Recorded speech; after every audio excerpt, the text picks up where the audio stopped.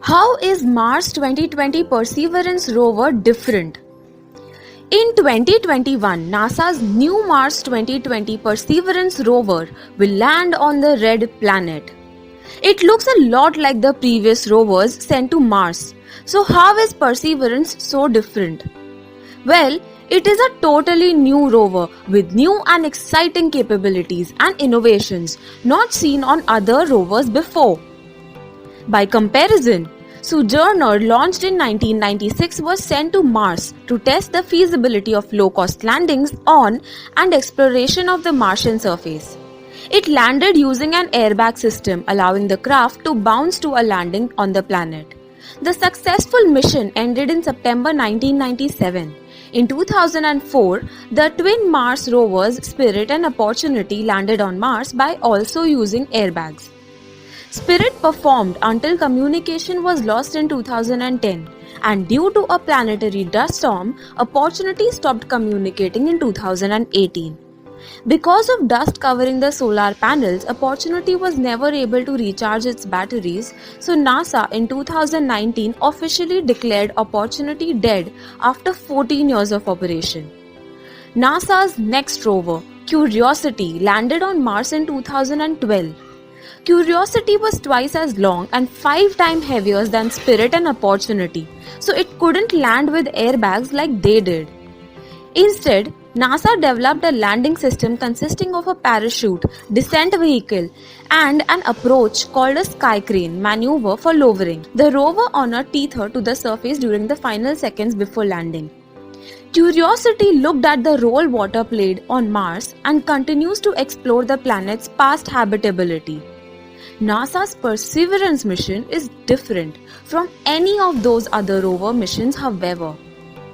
Each of the past rovers' landing sites offered different opportunities for exploration, with experiments to consider the possibility of past microbial life, examine Martian soil, rocks, and ground level atmosphere, looking for signs of previous life. They were essentially doing robotic field geology. The new Perseverance rover will continue this science, but will also concentrate on science that will help pave the way for human life on Mars someday.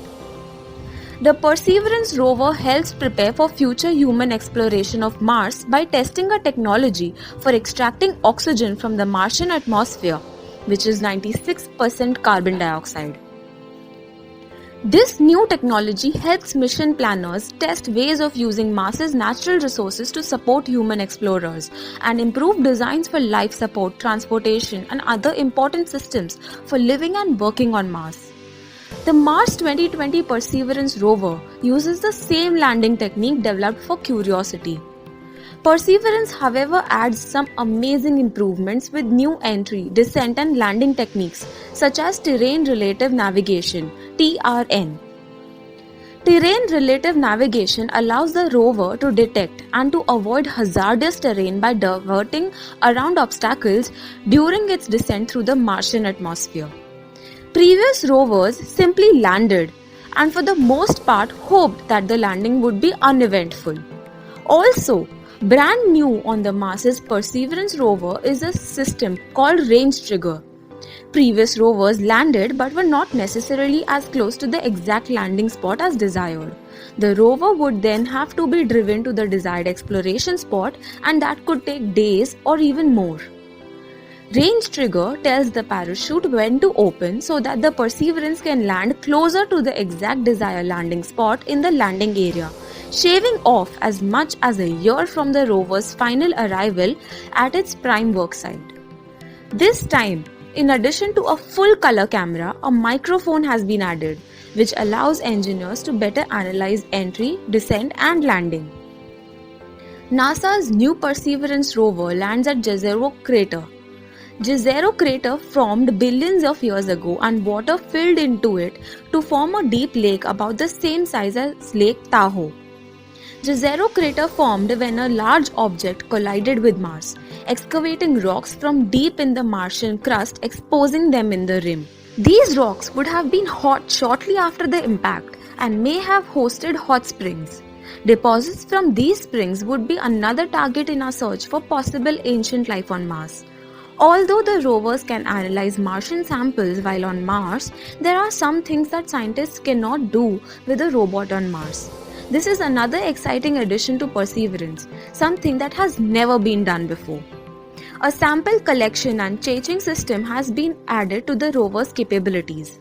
Perseverance will collect at least 20 pencil-sized cores drilled from Martian rocks, seal them in tubes and store them.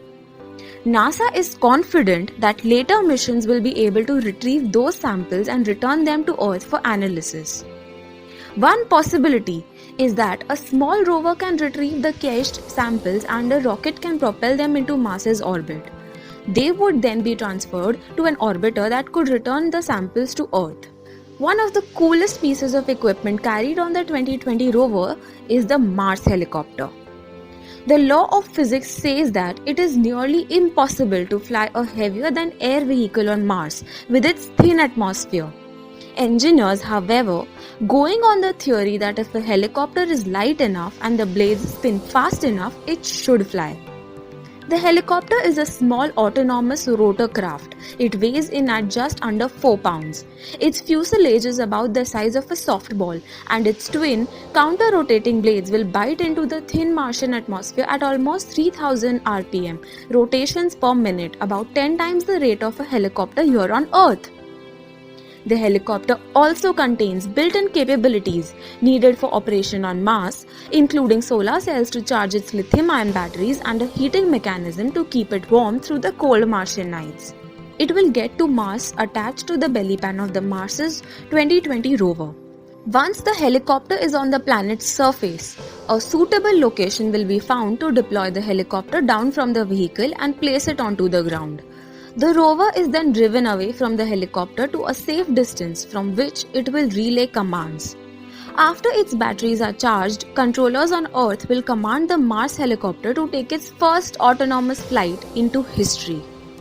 Since Earth will be several light minutes away, there is no way to joystick the helicopter from Earth, so it will receive commands from the rover and then fly the mission on its own. It will engage in a 30-day flight test, including up to 5 flights of incrementally farther flight distances.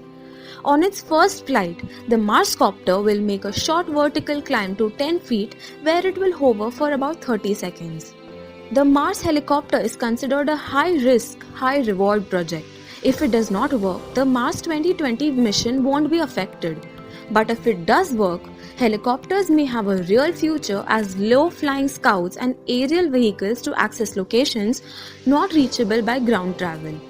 Although NASA has tried unsuccessfully before to send microphones to Mars, Perseverance will carry microphones on both its landing package and its SuperCam instrument.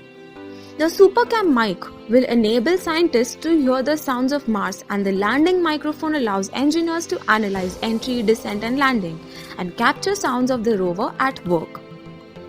Similar to REMS on Curiosity, MEDA is a set of sensors that will provide measurements of temperature, wind, speed, direction, pressure and relative humidity as well as dust size and shape. Information collected by MEDA will help design shelters for astronauts living on Mars. Another new instrument called RIMFAX is a ground-penetrating radar operated from ground level that will provide centimeter-scale resolution of the geologic structure of the subsurface. This is the first time that ground-penetrating radar is used on the surface of Mars.